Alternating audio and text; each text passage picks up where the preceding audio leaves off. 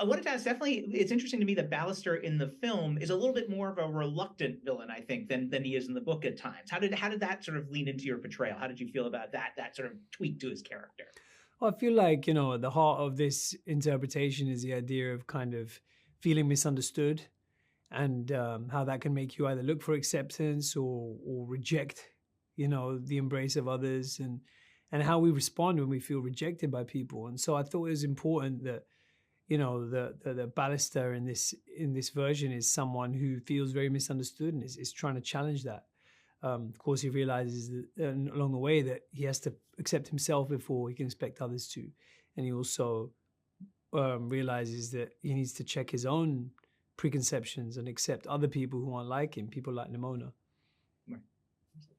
One of the things I really like about this version as well is that it makes the romance between him and Ambrosius overt. It's sort of is there in the book, but it's very clear here. It's sealed with a kiss as well. Was that important to you, sort of capturing that aspect of his life? I mean, I didn't make those decisions, but I felt that it's really cool that it's just, right there and it's just respecting the emotional truth of the character. If you're going to expect these people to be fully fleshed and really relatable, then I think that you have to lean into their reality. And I think it's just a part of his reality. The movie deals really effectively with prejudice and what happens when fear causes a society to close in on itself. And I think your short film, The Long Goodbye, tackled that as well in a very different way, obviously, but those themes are present. And I wonder, bringing that to animation, how that story, you hope, resonates with young kids watching Nimona and learning about prejudice from it.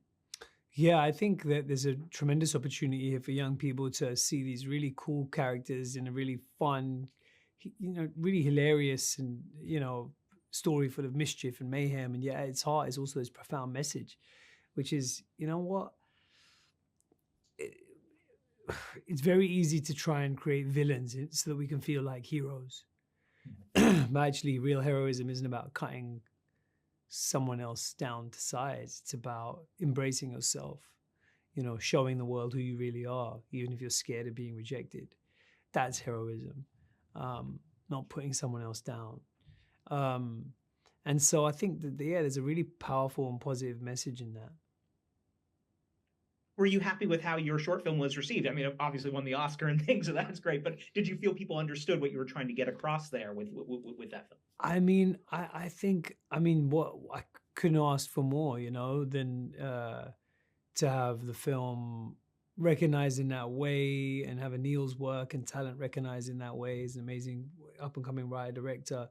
And I guess, for me, I just feel like you can't try and control what people understand from your work. You just have to know why you're making it. And then once it's out there in the world, someone else makes it their own.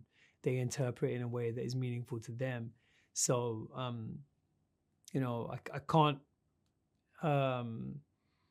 presume that everyone understood the same thing from it. And in a way, I hope they didn't. Mm-hmm. You previously spent time in some big franchises, the Star Wars universe and then the Marvel universe with Venom. It's been a little while since you revisited those kinds of movies. Is that a conscious choice? Are you trying to move away from that kind of big budget filmmaking in your mind? Not really. I mean, I guess, everything works through seasons, right? Like when they're changing the seasons are nothing to do with us. It's just things have their own rhythm, and I think that there was a moment there where I found myself doing a string of those and, stuff like Born as well and all of that. And then, just kind of things naturally shifted into a different place. And who knows, maybe this is the season of loads of like animations. I don't know. I try not to think too much about controlling things that you inevitably can't control. I think what I can try and control is how much commitment and I bring to, what I'm lucky enough to do. Rogue One famously went through some major reshoots to change the third act, especially. Did your character get affected by any of that, or was your arc always sort of what we saw in the finished version? I think everything was chopping and changing, really. I think a lot of it was. I don't think it was just the third act. I think it was like a lot of the film just was constantly being shuffled around.